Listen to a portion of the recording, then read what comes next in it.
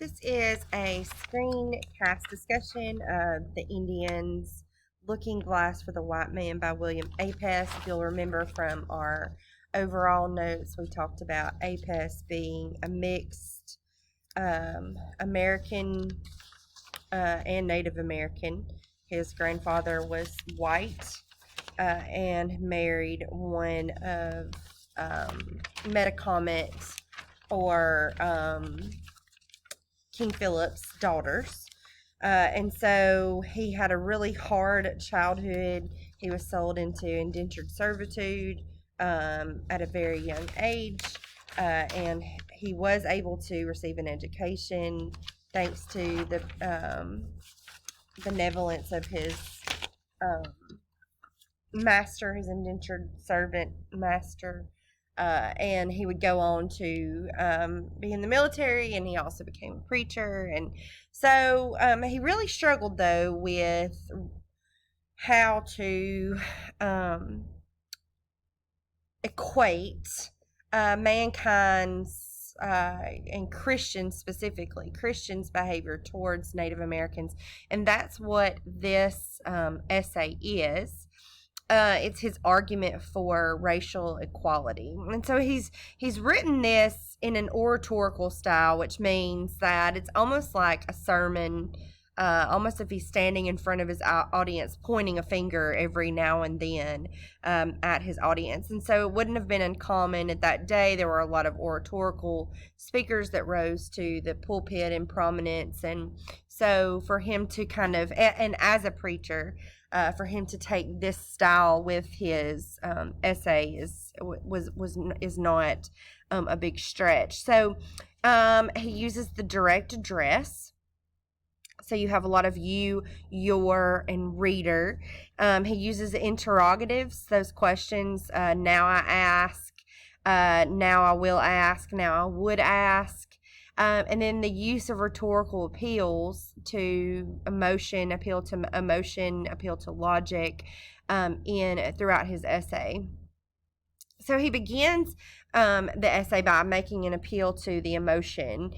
He says, let a gentleman and a lady of integrity and respectability visit these places, and they would be surprised as they wandered from one hut to the other.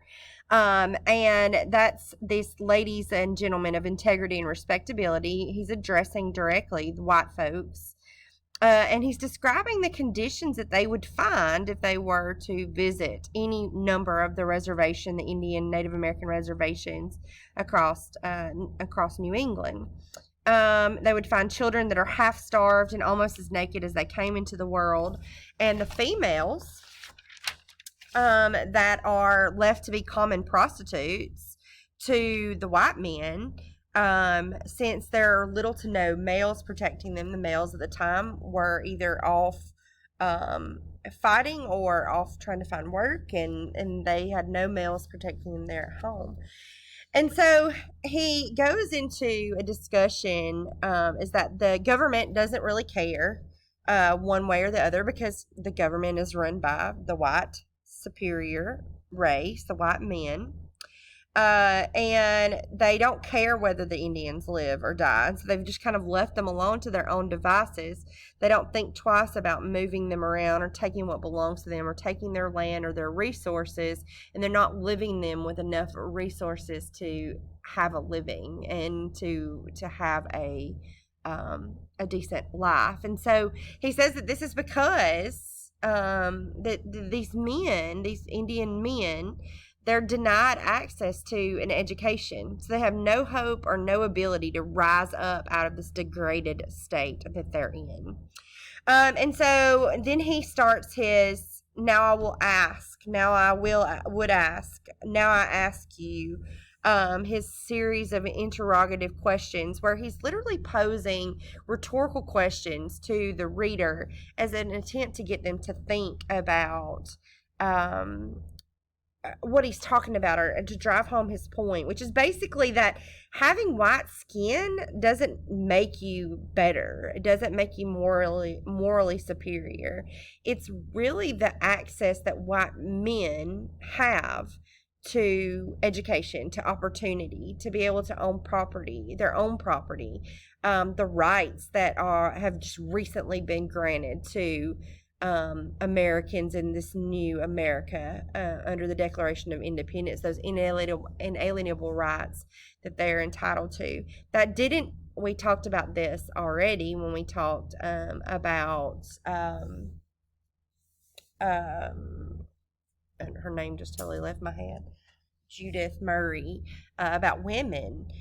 It didn't extend to people of color, blacks, Native Americans. It just did not extend to them. So how can they be equitable? How can you be equitable if you're not giving all the same rights to everyone?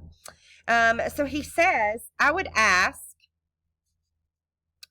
here that cannot be as good feeling and principles under a redskin as there can be under a white. I mean, at the basis level, every man is, there can be red men that are good, there can be white men that are good. In that same token, there are red men that are bad, but there are also white men that are bad. And so he's going to point a lot of that out in his argument here.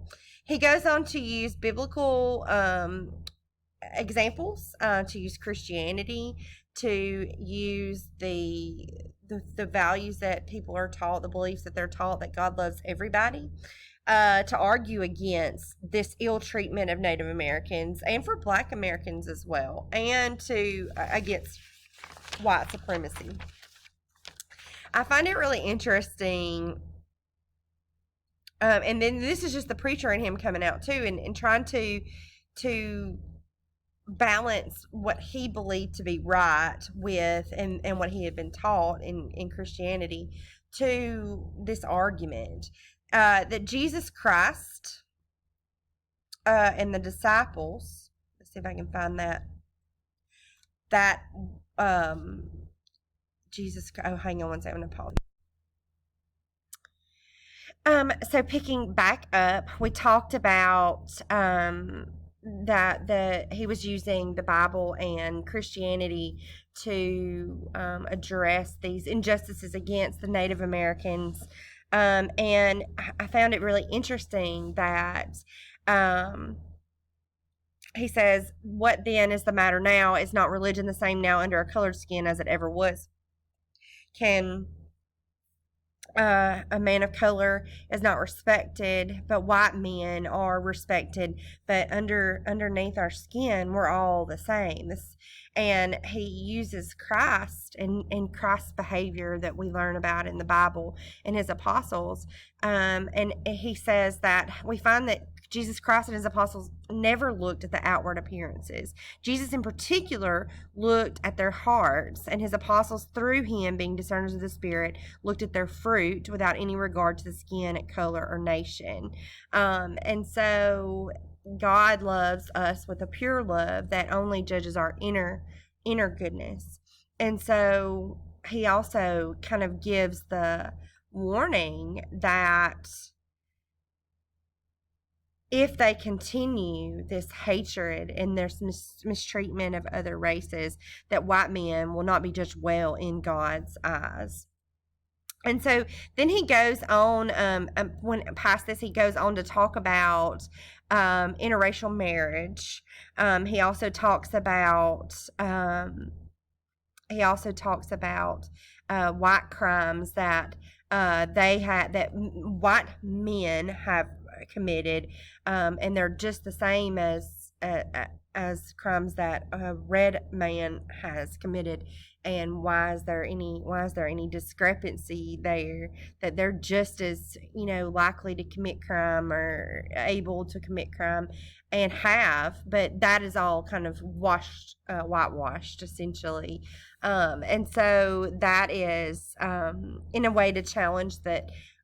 Who says you guys get to be superior because you commit crimes, you do all these things as well.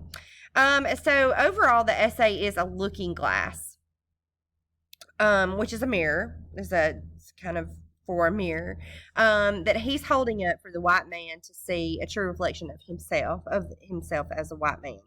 And to see that superiority is only really skin deep, that on the insides we are all the same. And that is what he really tried to push. And here at the end, he says, "Do not get tired, you noble hearted. Only think how many poor Indians want their wounds done up daily. The Lord will reward you, and pray you stop not till this tree of distinction should be leveled to the earth, and the mantle of prejudice torn from every American heart. Then shall peace pervade the Union." And so, hey, don't get weary. Keep fighting the good fight for those of you that you treat us well, that you're doing what you're supposed to do. And for those of you that don't, there's still time. There's still time to change your ways, that the Lord will reward you, and that only through equality can peace pervade throughout the Union.